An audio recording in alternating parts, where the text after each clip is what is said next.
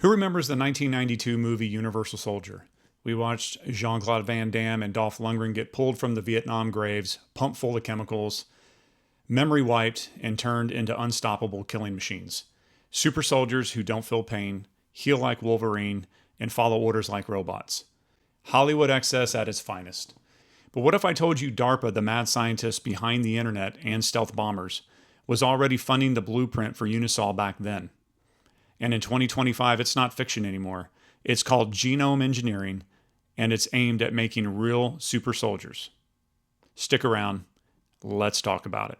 All I need are some tasty waves, cool buzz, and I'm fine. What's up, everybody? It's Rad. Welcome back to the channel, back with another video. And this video is something that's near and dear to me because I absolutely love Universal Soldier. I love Jean-Claude Van Damme. I love Dolph Lundgren, and it was a great movie. And of course, growing up, you know, we had a lot of movies like that, as I discussed before. We had Blade Runner, we had Terminator, but a lot of people forget about Universal Soldier. So I do a lot of reading. It's one of the things I like to do. And then I begin to read and find out that, you know, it seems like, what's that phrase, that the truth is sometimes stranger than fiction. It's kind of what it is when it comes to this. So let's just do a quick recap regarding the UniSol program from the movie, because it's the perfect setup for what's real. Dead soldiers like Luke Devereaux and Sergeant Andrew Scott are dug up. Their bodies are preserved right after death. Scientists stitch them back together with biotech and cybernetics. Super strength, speed, and they don't feel any pain. But the real horror, they wipe their memories, program them like machines. Regular injections keep them docile, and overheated bodies get ice baths to cool down.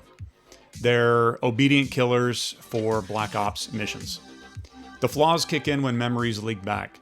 Devereaux, Jean-Claude Van Damme's character, starts questioning orders, and of course Scott goes full psycho. Dolph Lundgren's really good at that. The military scrambles to cover it up. Sounds like a typical 90s action flick, right? Sure, but peel back the layers, and it's a dead ringer for DARPA's playbook. The Defense Advanced Research Projects Agency, the folks who birthed GPS and the early internet, has been chasing this exact dream since the Cold War. Not zombies from graves, but living soldiers edited at the DNA level to be unbreakable. Start with the Human Genome Project, launched in 1990 and supposedly wrapped in 2003. This was the Manhattan Project for biology. 20 countries, $3 billion sequencing every single letter in our 3 billion base pair DNA code. It wasn't just science. It was a revolution. Suddenly, we could map genes for diseases, traits, even potential. DARPA poured money in because they saw the military angle. If you can read the code, you can rewrite it. Fast forward to 2025, 25 years later, and the HGP's legacy is everywhere. It's slashed cancer treatment times, it's predicted pandemics, and yes, opened the door to human enhancement. But for the Pentagon, it's the blueprint for soldiers who don't break. No more fragile grunts. Think troops with edited genes for faster healing, zero fatigue, or built-in bioweapon resistance.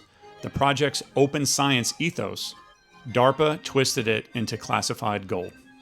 Now enter GRIN, DARPA's framework for the future soldier. It's not one program, it's 4 pillars: genetic, robotic, information, and nano. Genetic, that's CRISPR level editing to make you tougher, smarter, heal from bullets like Devereaux. Robotic, exosuits like the Warrior Web that turn a 6'4" guy like me into a walking tank, lifting 100 pounds without breaking a sweat. Information, brain-computer interfaces you think a command and your squad drone swarms and executes it. And then nano, tiny bots in your blood fixing damage on the fly. DARPA's been in this since the 2000s that we know of. $78 million a year just for biochemical enhancements in 2002 alone. By 2018, they were testing non-invasive neural links to turn soldiers into cyborgs without surgery. And then 2025, it's accelerating. The Safe Genes program isn't just fixing DNA errors. It's building reversible edits for battlefield tweaks. Want to turn off fear? Flip a gene? Need night vision? Nano-injected. UniSol's serum shots. They're yesterday's news. This is tomorrow's army. Underpinning all of this is transhumanism. The idea we're not done evolving. Tech will finish the job, as Elon Musk seems to think. Coined by Julian Huxley in 1957, it exploded since the Human Genome Project. By 2025, it's mainstream. Neuralink's brain chips for paralysis patients, CRISPR babies in China, longevity drugs from billionaires like Peter Thiel. DARPA's all in. Their Living Foundries program engineers bacteria to make super materials or drugs on demand, straight out of UniSol's labs. But here's the genx truth. Transhumanism isn't progress. It's hubris. We thought the 80s were excess with big hair and yuppies. Try 2025, where we're hacking our kids' genes for advantage and turning soldiers into cyborgs who forget their own names. The UniSol program warned us. Enhance the body, lose the soul.